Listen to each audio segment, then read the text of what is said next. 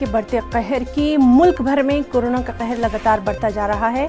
पिछले 24 घंटों के दौरान 3,79,000 से ज्यादा नए कोरोना के मामले सामने आए, जबकि 3,646 अफराद की मौत हुई। 2,70,000 से ज्यादा लोग सेहतयाब भी हुए, यानी 2,70,000 से ज्यादा लोगों ने कोरोना को शिकस्त भी दी। ये भी अहम बात। मजबूरी तौर पर अगर बात की जाए तो अब तक 1,83,68,000 से ज्यादा अफराद कोरोना से मुतासिर हो चुके हैं। साथ ही 1 करोड़ से ज्यादा सेहतयाब भी हुए हैं। 2 लाख अफराद जिंदगी और मौत की जंग जीत नहीं पाए। हमारे साथ दिल्ली से मौजूद है हमारे साथी रवि मिश्रा।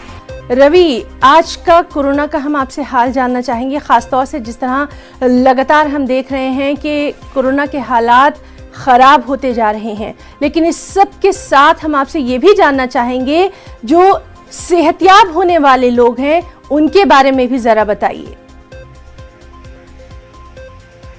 बिल्कुल हिना, देखिए बता देना चाहूँगा कि आपको लगातार कोरोना के बढ़ते मामलों में दिन प्रतिदिन इजाफा हो रहा है और स्थिति बद से बदतर होती जा रही है। लगातार इन आंकड़ों में देखा जा रहा है कि बढ़ोतरी हो रही है, गिरावट होने की जो कोशिश की जा रही है कि इसमें गिरावट हो, मगर फिलहाल गिरावट देखने को नहीं मिल रही है।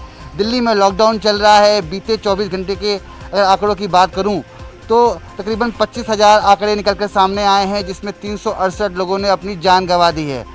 दिल्ली में लॉकडाउन लगा है। लॉकडाउन लगाने के पीछे सबसे मेन मकसद यही था कि इन आंकड़ों में गिरावट होनी चाहिए, मगर इन आंकड़ों में गिरावट नहीं हुई है। एक बड़ा सवाल, बड़ी चिंता का विषय बना हुआ है। वहीं बात करें दिल्ली समेत तमाम कई राज्यों में ऑक्सीजन की कमी है, बेड्स की असुविधा हो रही है, स्वास्थ्य संबंधी समस्याओं से लोग जूझ रहे हैं।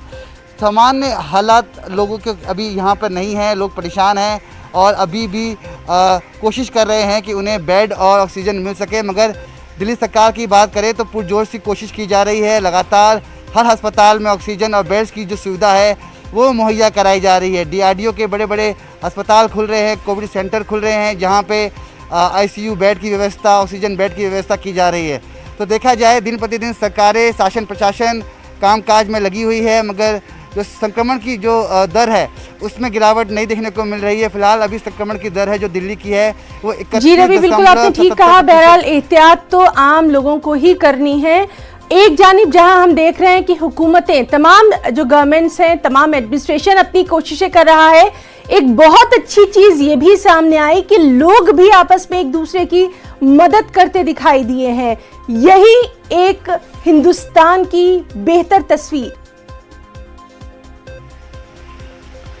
बिल्कुल ही ना, देखिए साफ तौर पे ये समय है एक साथ मिलकर एक टीम की तरह काम करने का, एक दूसरे की मदद करने का। चूँकि हर जगह लोग आगे निकलकर सामने आ रहे हैं। बड़े बड़े बुद्धिजीवी की बात करें, NGOs की बात करें तो वो निकलकर सामने आ रहे हैं। जो पैसे वाले लोग हैं, जिनके पास पैसा है, वो घर से बाहर निकलकर सामने आ रहे हैं और दान पुण्य कर रहे हैं, लोगों को खाना खिला रहे हैं।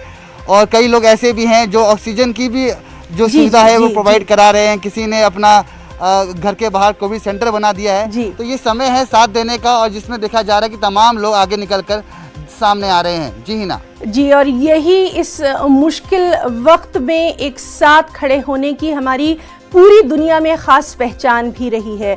बहुत बहुत शुक्रिया रवि, आप खुद भी अपना वहाँ बहुत